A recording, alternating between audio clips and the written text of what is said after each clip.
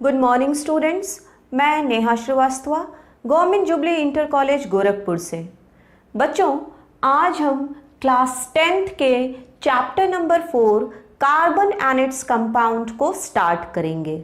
बच्चों, आज हम इसका पार्ट 1 डिस्कस करेंगे और इसके पार्ट 1 में हम सबसे पहले कार्बन का एक जनरल इंट्रोडक्शन और उसके बाद उसका एटॉमिक स्ट्रक्चर और फिर हम उसकी रिएक्टिविटी को कैसे स्टडी की जाती है इसके बारे में डिस्कशन करेंगे। तो चलिए हम अपना आज का टॉपिक शुरू करते हैं। बच्चों, अब तक आपने बहुत सारे एलिमेंट्स के बारे में पढ़ा है और जाना है। बहुत सारे मेटल्स के बारे में पढ़ा है, बहुत सारे नॉन मेटल्स के बारे में पढ़ा है और आपको ये भी पता होगा कि अब तक लगभग 118 एलिमेंट्स की डिस्कवरी हो चुकी है। उन्हीं में से आज हम एक बहुत इंपॉर्टेंट एलिमेंट कार्बन के बारे में डिस्कशन करेंगे।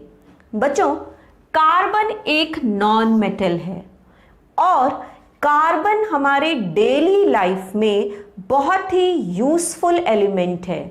कार्बन की यूजफुलनेस इतनी ज़्यादा होती है कि वो एलिमेंटल फॉर्म और कंपाउंड फॉर्म इन दोनों ही फॉर्म्स में बहुत ही सिग्निफिकेंट है। आइए हम सबसे पहले डिस्कस करते हैं कि कंपाउंड फॉर्म में कैसे ये इतना इम्पॉर्टेंट है। बच्चों, कंपाउंड फॉर्म में हमारे foods, clothes, medicines, books etcetera बहुत सारी चीज़ों में कार्बन पाया जाता है।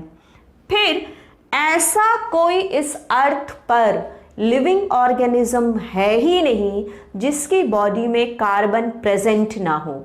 तो it is found in all living organism.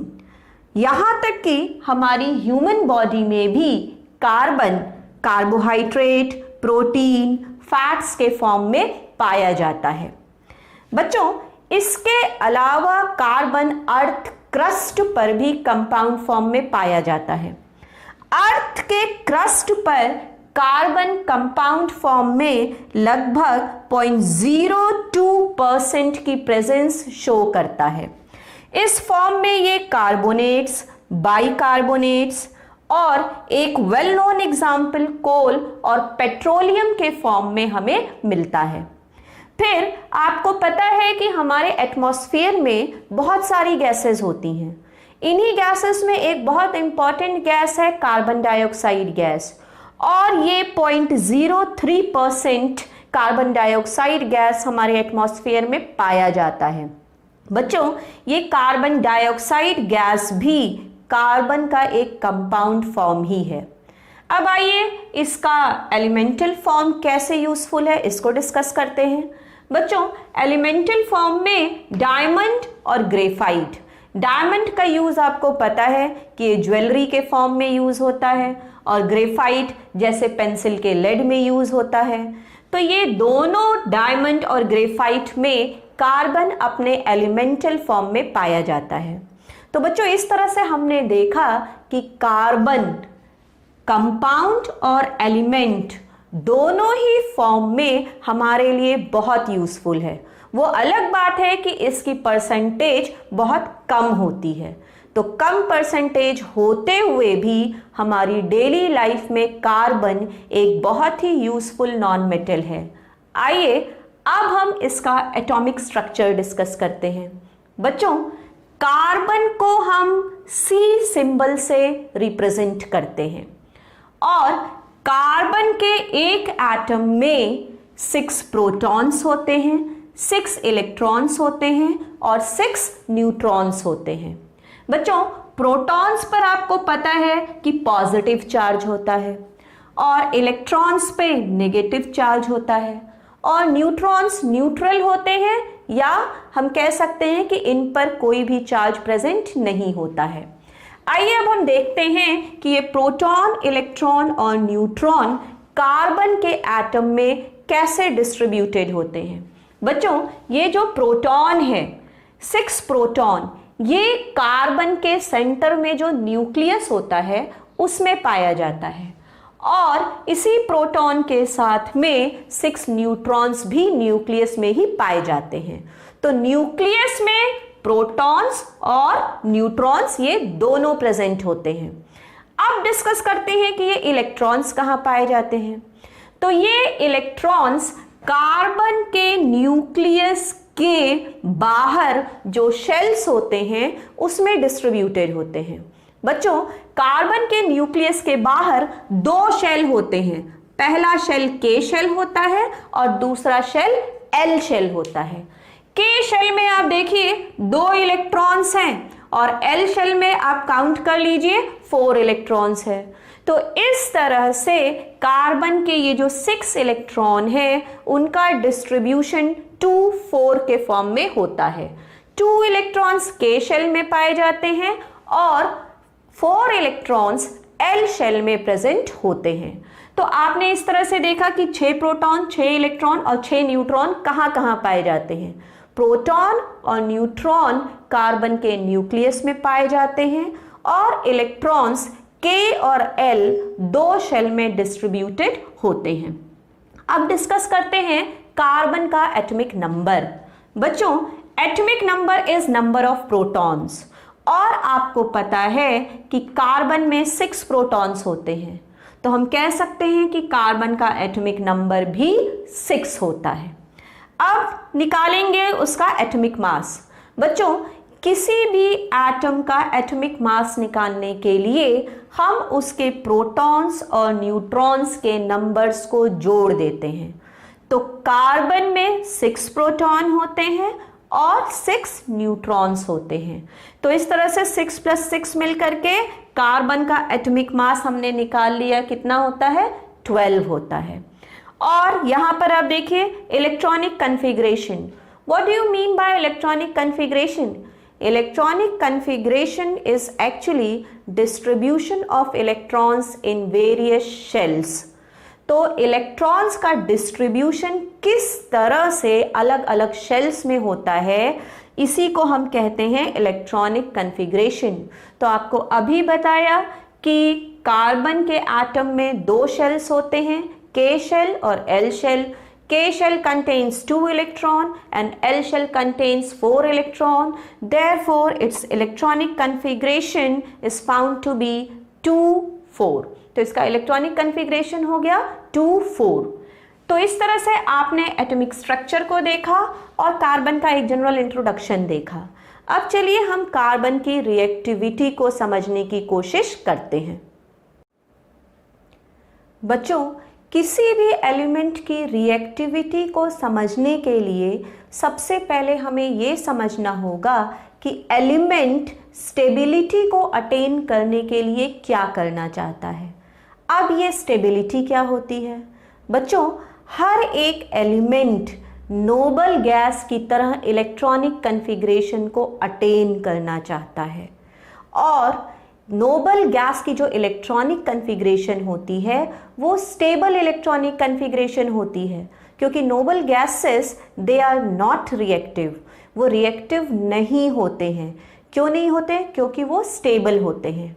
तो हर एलिमेंट अपने नोबल गैस की तरह, अपने नियरेस्ट नोबल गैस की तरह स्टेबल होना चाहता है, अपने इलेक्ट्रॉनिक कन्फिग्रेशन को स्टेबल करना चाहता है।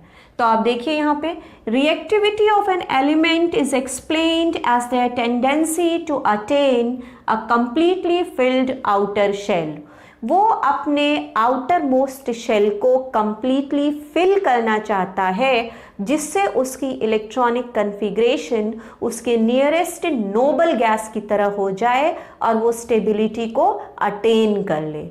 तो कार्बन के साथ भी यही प्रोसेस होगा।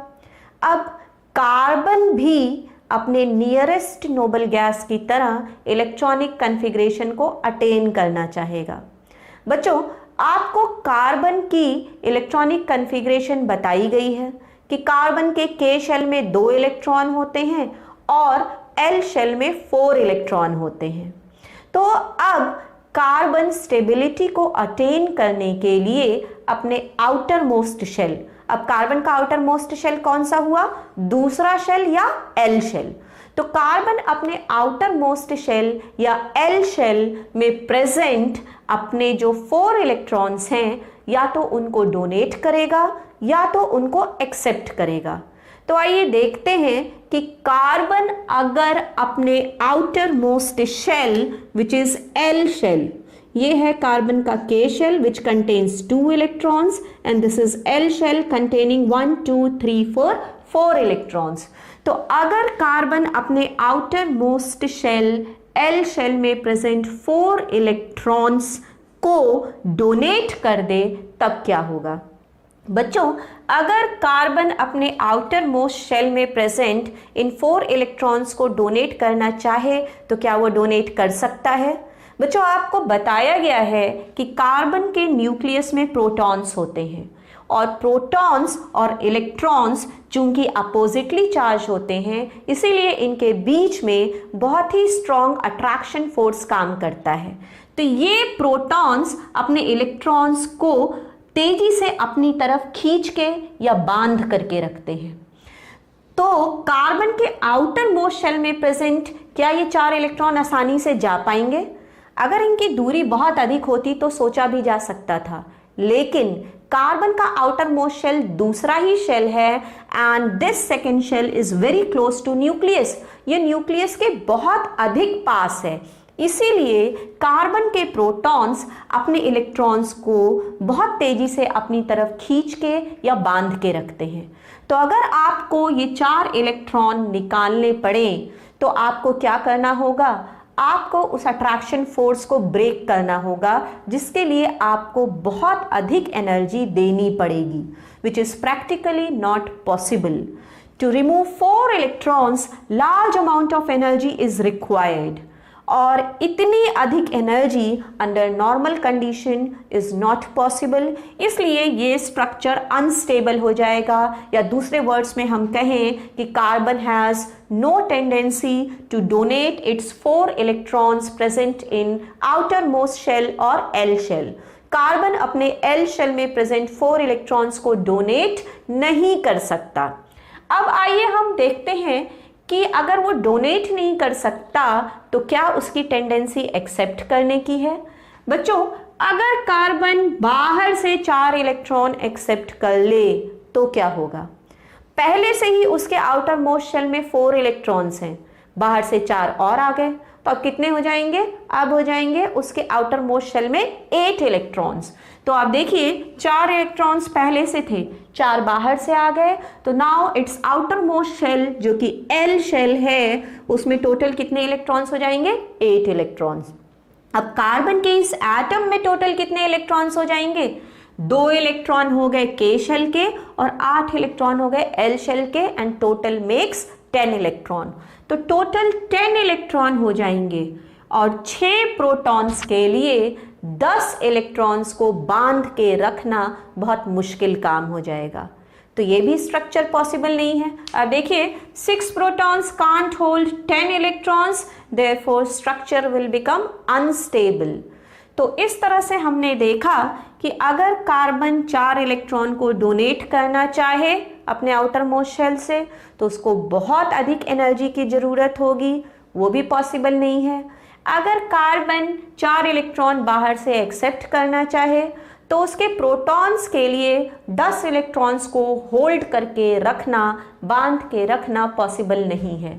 तो कार्बन के केस में ना तो एक्सेप्ट करने वाली प्रोसेस पॉसिबल या फीजिबल है, ना ही डोनेट करने वाली प्रोसेस पॉसिबल है। तो कार्बन ना तो इलेक्ट्रॉन डोनेट कर सकता है, ना ही इलेक्ट्रॉन्स को एक्सेप्ट कर सकता है। फिर कार्बन करेगा क्या?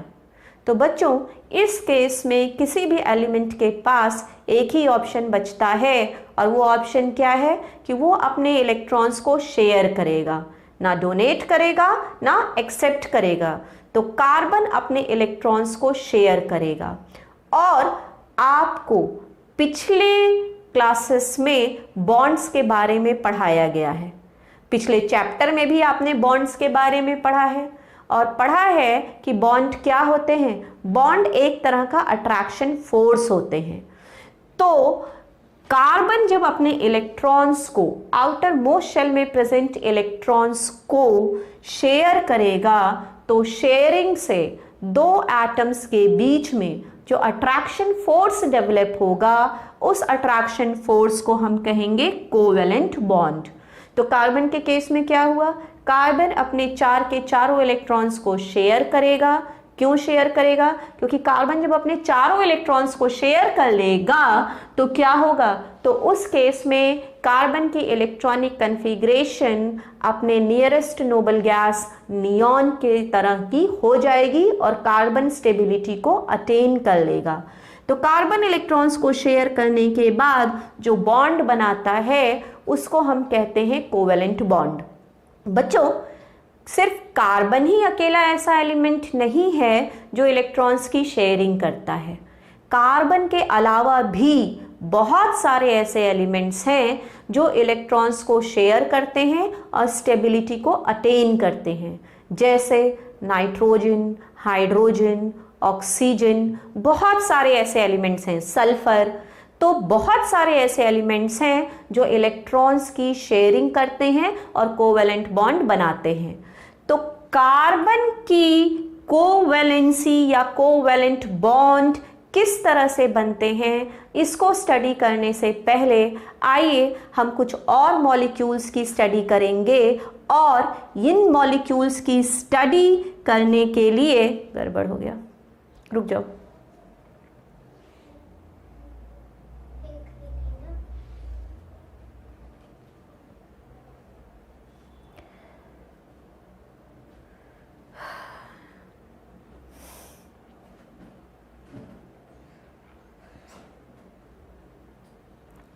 तो बच्चों, इस तरह से हमने देखा कि कार्बन अपने इलेक्ट्रॉन्स को शेयर करता है और कोवेलेंट बॉन्ड बनाता है। बच्चों, सिर्फ कार्बन ही अकेला ऐसा एलिमेंट नहीं है जो इलेक्ट्रॉन्स को शेयर करके कोवेलेंट बॉन्ड बनाता है। ऐसे बहुत सारे एलिमेंट्स हैं जो अपने इलेक्ट्रॉन्स को शेयर करके कोवेलेंट बॉन्ड बनाते हैं और उन सारे एलिमेंट्स के बारे में हम अपने अगले वीडियो में डिस्कस करेंगे। तब तक के लिए थैंक यू।